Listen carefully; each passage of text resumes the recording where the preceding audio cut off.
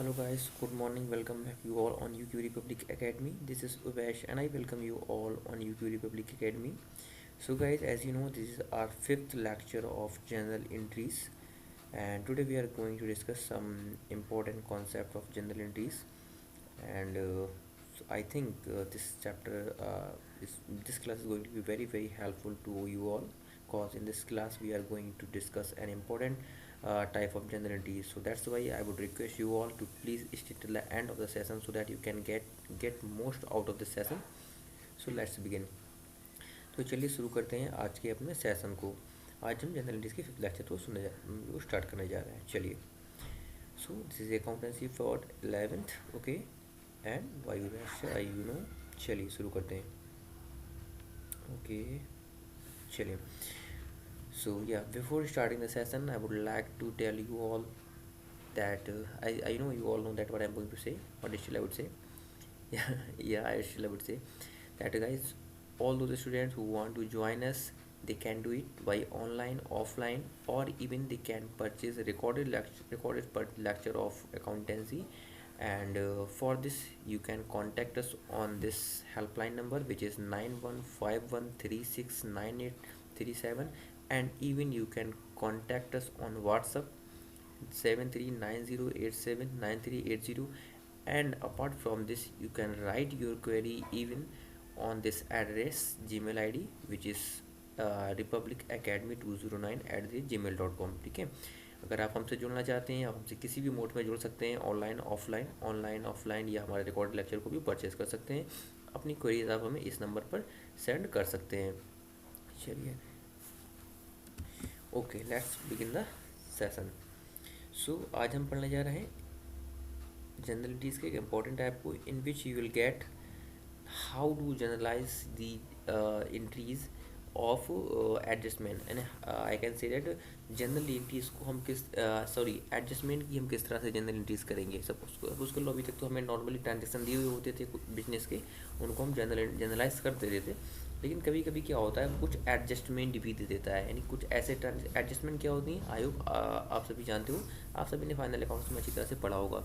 लेकिन फिर भी जो बच्चे नहीं जानते उनके लिए मैं जल्दी से बताना चाहूँगा। एडजस्टमेंट यानी कि ऐसे ट्रांजेक्शन जो कि अकाउंट्स बनाने की डेट तक डेट को बुक्स में लिखने से छूट जाती हैं, यानी कि ऐसे ट्रांजेक्शन जो कि बुक्स में लिखने से छूट जाते हैं और जिनका पता बिजनेसमैन को बाद में पड़ता है।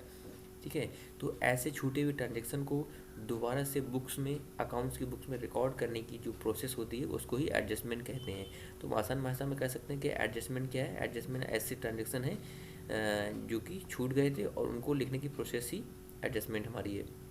चलिए, तो स्टार्ट करते हैं। तो चलिए, सेशन को स्टार्ट करने से पहले जल्दी से मैं थोड़ा सा इसका पैन चेंज कर देता हूँ, जिससे कि आप लोगों को अच्छे से विजिबल हो, क्योंकि लास्ट कुछ लेक्चर्स में कुछ स्टूडेंट्स को प्रॉब्लम हो रही थी, उनको ये जो था नोट्स अच्छे से विजिबल नहीं थे, तो इसीलिए मैं चाह रहा हूँ जल्दी से इसकी विद को चेंज कर दूँ। चलिए, आई थिंक अब आप लोगों को यह अच्छी तरह से विजिबल हो जाएगा इसके बाद। चलिए, तो पहली एंट्री हम क्या पढ़ने जा रहे हैं। पहली एंट्री है हमारी, कह रहा है श्याम बिकम इंसॉल्वेंट। श्याम जो है इंसॉल्वेंट हो गया है, इंसॉल्वेंट होगा, ये स्पेलिंग VNT होता है। ठीक है, चलो नोट कर लेना। इंसॉल्वेंट, श्याम जो है इंसॉल्वेंट हो गया। इंसॉल्वेंट का मतलब ये होता है कंगाल हो जाना, पूरी तरह से बैंकक्रप्ट हो जाना। ठीक है, जिसके पास कुछ भी ना बचाओ देने के लिए। Shyam become insolvent, a first and final compensation of 75 पैसे। 75 पैसे है, ठीक है, ध्यान रखना, 75 रुपी नहीं है, 75 पैसे इन अ रुपी was received from his official receiver। ठीक है, he owed us रुपी 10,000। देखिए क्या हुआ है कि कोई बंदा होगा श्याम, ठीक है, जिसको आपने कभी माल बेचा होगा। ठीक है, तो माल बेचा होगा कितने का, 10,000 रुपये का, ये वाला 10,000 रुपये का आपने कभी इसको माल बेचा होगा। ठीक है, लेकिन क्या हुआ, ये बंदा जो था इंसॉल्वेंट हो गया। ये जो था इंसॉल्वेंट हो गया मतलब एक कंगाल हो गया, इसके पास पैसा बचा ही नहीं। तो आप जब इससे पैसा लेने गए तो आपको इसकी एसेट से वसूल किया हुआ, कितना रुपये वसूल हुआ, यानी कि कह सकते हो कि 75 पैसे इन अ रुपी, यानी कि आप कह सकते हो कि आपको 1 रुपये में 75 पैसे के हिसाब से इससे वसूल हुआ है।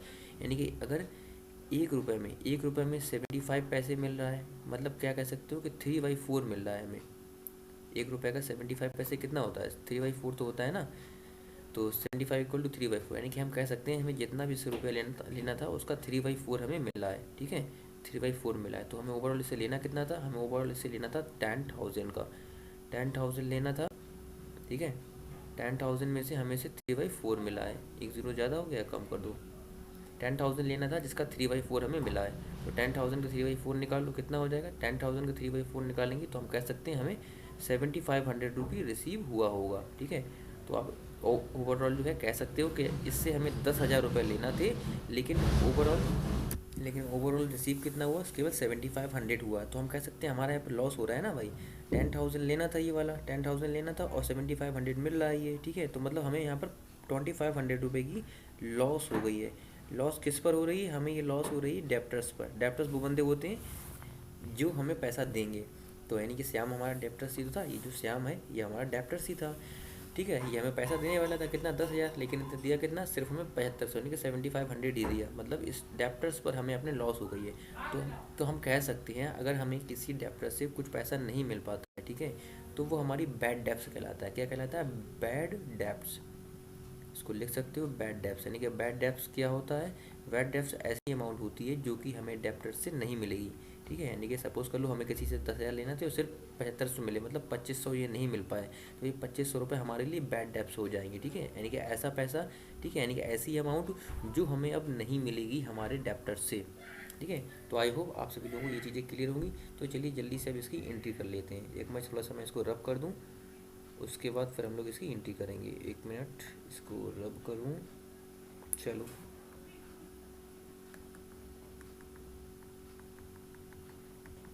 ऊपर वाली अमाउंट मैं रब नहीं कर रहा हूँ, ये हटा दे रहा हूँ जिससे कि एंट्री नीचे हो जाएगी। चलो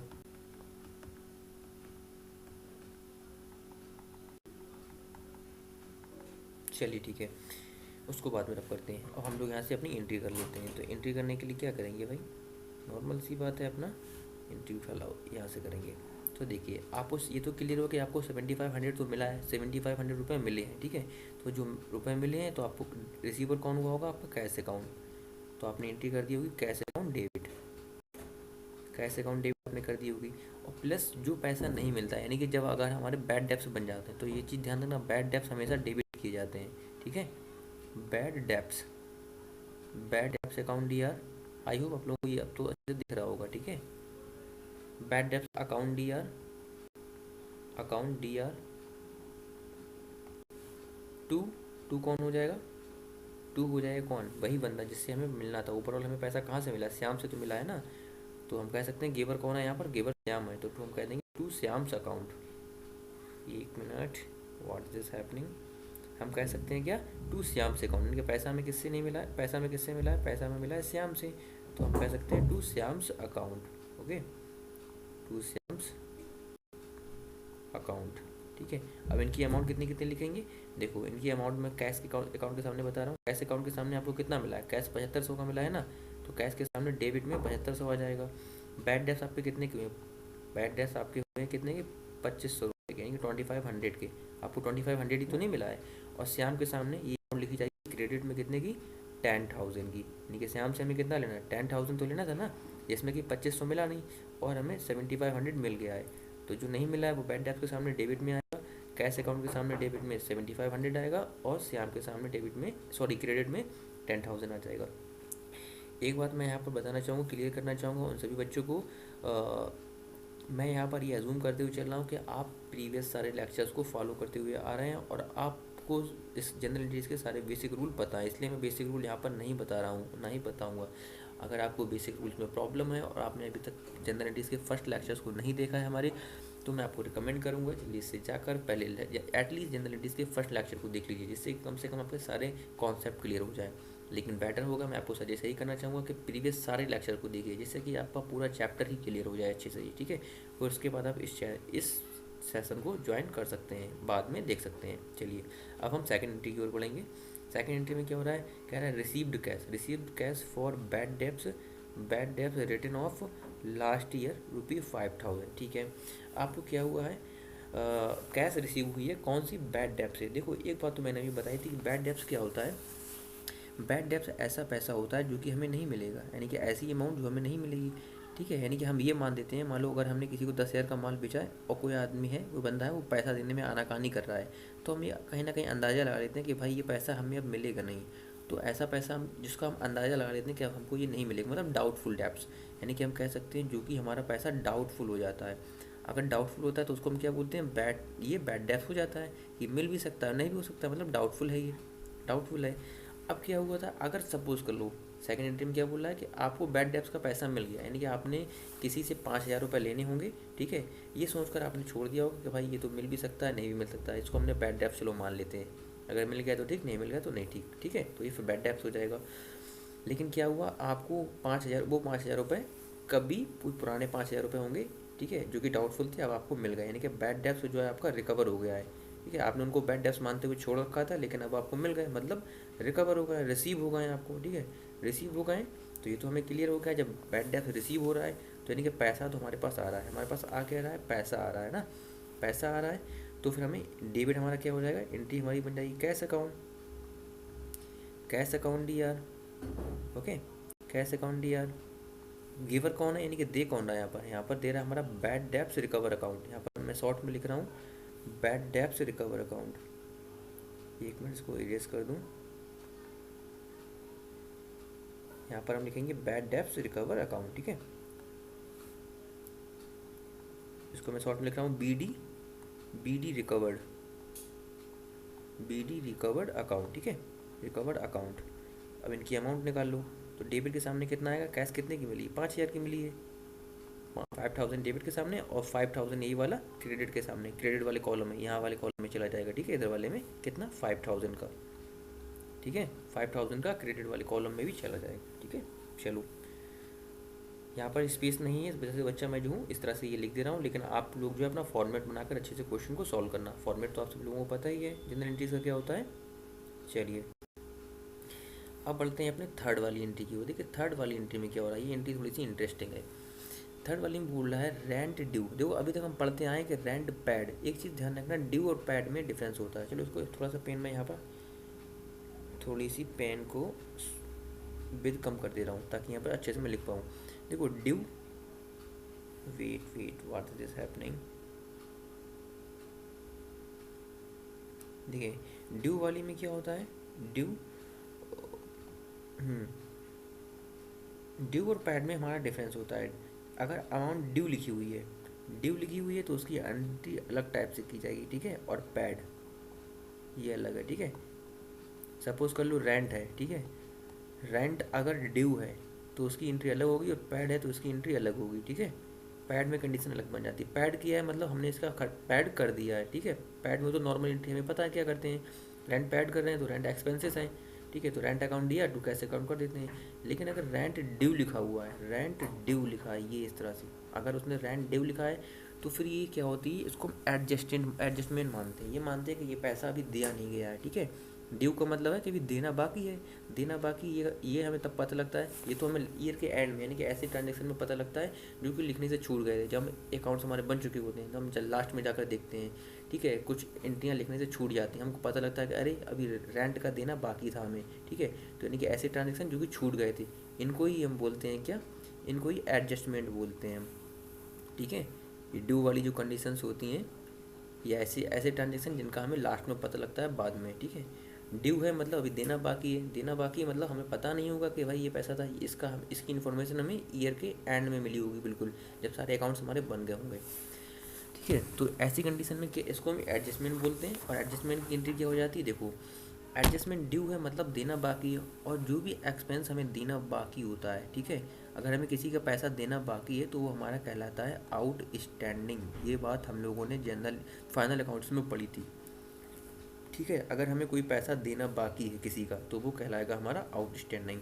तो यहाँ पर क्या है, हमें रेंट देना बाकी तो है ना, रेंट ड्यू टू लैंडलॉर्ड, यानी कि लैंडलॉर्ड को रेंट देना बाकी है भी, कितना 8,000 रुपये का। तो हम कह सकते हैं लैंडलॉर्ड का 8,000 का रेंट आउटस्टैंडिंग है, मतलब देना बाकी है। तो यहाँ पर एंट्री हमारी क्या बन जाती है, एंट्री हमारी बन जाती है, एंट्री हम कर देंगे, चलो एंट्री के लिए मैं पेन चेंज कर दे रहा हूँ। चलो एंट्री हम कर लेंगे क्या, देखो कभी भी अगर आउटस्टैंडिंग है तो फिर एंट्री बनती है outstanding rent account D are, यानी कि रेंट हो या सैलरी हो जो भी चीज़ हो उसका नाम लिख देंगे outstanding rent account D R to opposite में उसी चीज़ का नाम लिख दो जिसकी हम एंट्री कर रहे हैं। किसकी एंट्री कर रहे हैं? रेंट की एंट्री कर रहे हैं ना, तो अपोजिट में वही अकाउंट आ जाता है outstanding rent account D R to rent account, ठीक है, यानी कि अपोजिट में वही अकाउंट आ जाएगा जिसकी एंट्री हम कर रहे हैं। तो हमारी एंट्री बन जाएगी इस तरह से outstanding rent account D R to rent account. Narration तो हमें लिखना आती है being rent due to, narration हम लिखेंगे being rent due to landlord. इसकी अमाउंट किस तरह से निकाली जाएगी देख लो ऐसे करके। रेंट कितने का ड्यू है? 8,000 का है ना, तो 8,000 डेबिट में आपका आ जाएगा और 8,000 आपका क्रेडिट में आ जाएगा। ये आपका फॉर्मेट होता है तो आपको पता ही होगा, ठीक है।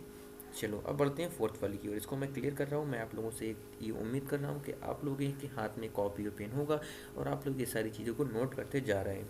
अगर नहीं है तो जल्दी से कॉपी को उठाइए, वीडियो को पॉज करिए और इनको नोट करना शुरू कर दीजिए, क्योंकि ये आपको रिविज़न में बहुत ज़्यादा हेल्प कर सकते हैं, ठीक है। चलिए अब बढ़ते हैं अपनी फोर्थ वाली एंट्री की ओर। फोर्थ में क्या बोला? देखो यहाँ पर भी बोला सैलरीज ड्यू। कोई सैलरी क्या है, ये भी तो एक्सपेंसेस है। तो एक्सपेंसेस दो तरह के हो सकते हैं, एक्सपेंसेस या तो ड्यू होगा या पैड होगा। अगर पैड कर दिया था हमने तो पैड की एंट्री हमें पता है, मतलब सैलरी यहाँ पर दिया होता है कि सैलरी पैड टू किलर ₹10,000, तो हमें पता है जब पैड करेंगे तो इसमें देखो इनकमिंग आउट गोइंग हो रही है। पैड करेंगे तो कैश तो जाएगी, आउट गोइंग हो रही है, और इनकमिंग क्या हो रही है? सैलरी की सर्विस की। तो हमें सैलरी की सर्विस मिल रही है ना, तो इनकमिंग हो रही है सर्विस की, यानी कि सैलरी की। अगर पैड वाली कंडीशन होती, मैं यहाँ पर लिख दे रहा हूँ, अगर पैड वाली कंडीशन होती, ठीक है, सैलरी पैड लिखा होता, तो हम करते हैं कि सैलरी अकाउंट डी आर, तो हम करते हैं salary account D R to cash account, तो हम एंट्री ये कर देते, ठीक है, टू कैश अकाउंट, तो ये एंट्री कर देते, आगे अमाउंट आ जाती है 10,000।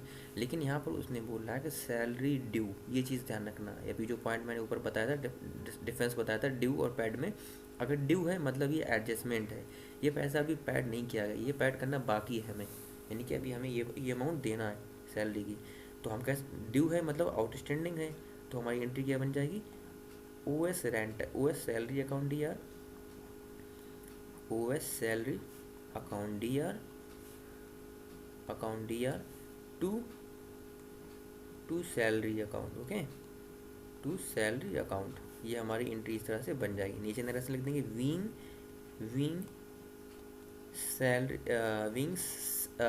ड्यू, इस तरह से लिख देंगे, ठीक है, विंग सैलरी ड्यू, इस तरह से आगे लिख देंगे हम। चलो अब इसकी अमाउंट लिख देते हैं। अमाउंट क्या लिखेंगे?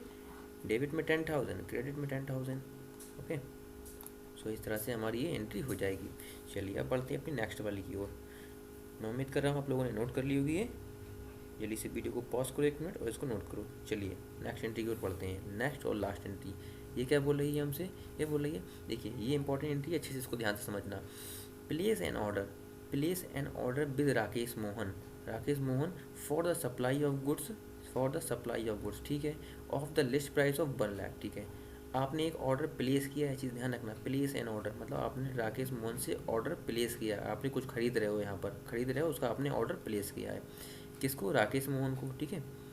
For the supply of goods, आप उससे माल खरीद रहे हो, तो आपने राकेश मोहन को माल का ऑर्डर दे दिया है, ठीक है, 1 लाख रुपये का माल था। इन दिस कनेक्शन रमन वो बंदा होगा जो कि खरीद रहा है, यानी कि आप।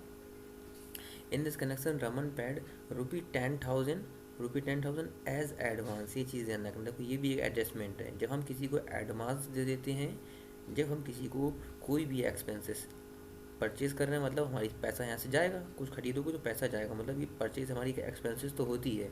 लेकिन अगर हमने कोई एक्सपेंसेस एडवांस में पैड कर दिया है, तो वो हमारा प्रीपेड कहलाता है। क्या कहलाता है? प्रीपेड। इसको मैं यहाँ लिख रहा हूँ, तो ये हमारा प्रीपेड कहलाता है। क्या कहलाता है? प्रीपेड एक्सपेंसेस, ठीक है, प्रीपेड एक्सपेंसेस कहलाता है। चलो, यानी कि हम कह सकते हैं हमने यहाँ पर कोई माल खरीद रहे हैं, उसका पैसा हमने प्रीपेड कर दिया है, पहले ही पैसा दे दिया है, तो एंट्री हमारी यहाँ पर क्या बन जाएगी? प्रीपेड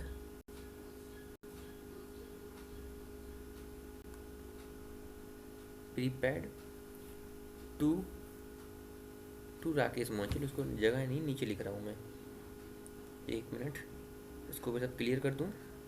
यहाँ पर हम लिखेंगे प्रीपेड